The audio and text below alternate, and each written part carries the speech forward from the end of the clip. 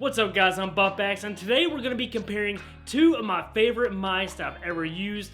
One is an older one, the Razer DeathAdder, the original version, and then the other one is the Glorious Model D. This one I just picked up right when it launched, so coming up on just about a year old, but I'm going to compare these two mice because I love them both. They both have similar shape, and yeah, let's see how the DeathAdder holds up in 2020 compared to a new top-of-the-line mouse like the Glorious Model D.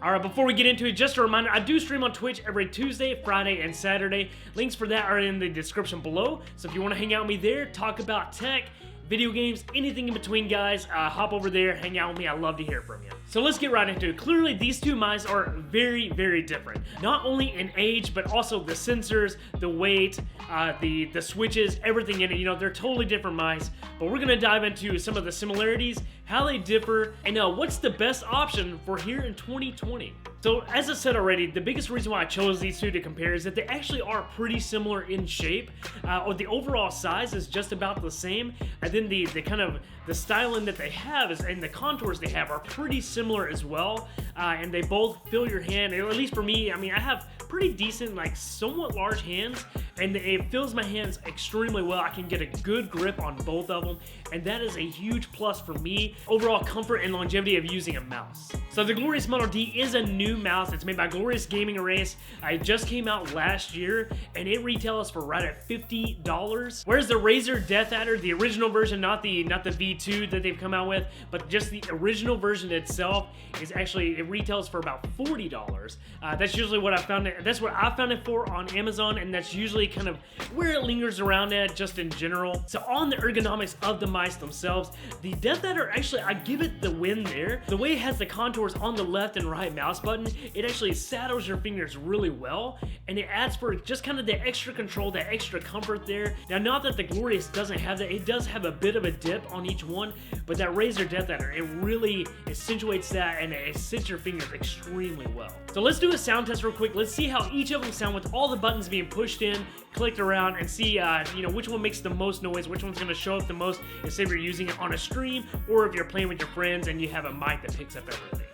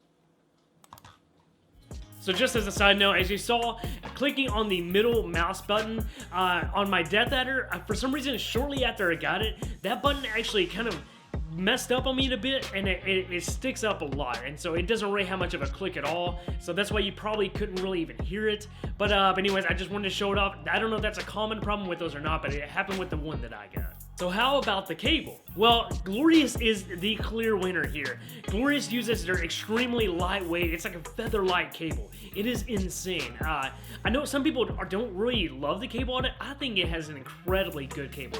I don't use a bungee on my desk, and I do not feel the cable there at all. I don't feel it drag. It is like it doesn't have a cable at all. It's borderline wireless, and I love that. I don't know, I think that's incredible. The way they made the cable so unbelievably light, I don't know how they did it, but major kudos to them for that. The DeathAdder, on the other hand, it has a good, strong, sturdy cable, but it is definitely heavy. You will feel the drag, especially if you're not using a bungee, you will feel it dragging, and even with a bungee, you can feel it dragging, so. On the sensors between these two, obviously Glorious is using a newer, better sensor, but all in all, I can't really tell a huge difference between the two. Really, I can't tell a difference at all between using the two. The Razer DeathAdder that I have, it is an older sensor, and even looking at when you hold them both up, you see the difference between those sensors. But the DeathAdder, it still picks up great. It has great liftoff. Like I said, I've used this a lot in Destiny PvP. I've used this in other first-person shooters, and it just works great for me. I never had any issues with it connecting or not when to pick up or anything like that, even when I'm lifting it off and everything. It does great, and so even for as old as this sensor is, I'm impressed that it's still a great sensor. So the software here is definitely where Glorious is a big time winner again. Now, if you're using the Razer DeathAdder V2, you can actually use the new Synapse software. But for me personally, even the new Synapse software, I don't like it. I really don't like Razer software. I don't know why, and it does put a pretty decent load on your CPU. I mean, it's just another process that runs in the background, and Synapse does not take it easy on your CPU as what some other softwares do, so I don't really appreciate that. But with the older version of the DeathAdder, you actually have to download, and you have to search their website first, but you have to download the old version of Synapse to be able to use the DeathAdder to get DPI adjustments and different things like that. Whereas the Glorious mouse, their software isn't incredible and it's not extremely robust, but there is enough on there that it really adds some great features. It's very clean looking, and it doesn't put a large load on your computer. Another thing to note too with the Glorious mouse is that it does have a Dps Switch, which once I found my DPI setting, I didn't really need that because I'm not going to change DPI on the fly for the most part. For me personally, I keep mine at 500 and I adjust my sensitivity in game, but it does have the DPI middle button right there as well, which is very nice, and it's just another button you can remap to other things too. So I've never complained about it having an extra button on my mouse. That's a huge plus. The Razer DeathAdder does not have that. The V2 does, but the original DeathAdder does not. So if you need to change DPI on the fly, you do have to bring up the software and do it there. Obviously, lightweight mice are kind of the meta right now, especially when it comes to FPS players, and for good reason. Like I said, when I got my Glorious Model D, it's the only mouse I've been using for a long time now. Since I got it, I haven't used any other mouse like exclusively for playing games, because it's just comfortable, it moves well, everything is great, every click, every sensor, and it's a fantastic mouse, and I really do love it. I can't praise this mouse enough. But I think that mid-tier or that mid-weight style mouse that the DeathAdder is, I think still holds a huge place in today's gaming culture. With a heavier mouse, you do get a little more control on your flicks, especially if you are a type of player that does trick shots or you do a lot of flick shots, you can actually get a little more control with that with a heavier mouse. So that's a huge plus to it right there. But then also, if you're doing productivity tasks, I do feel like when I'm editing or if I'm doing certain productivity, having a heavier mouse is a little more comfortable in the long run when you're constantly using it, constantly clicking, cutting things, and doing things like that with the mouse. It just makes it a little bit better there.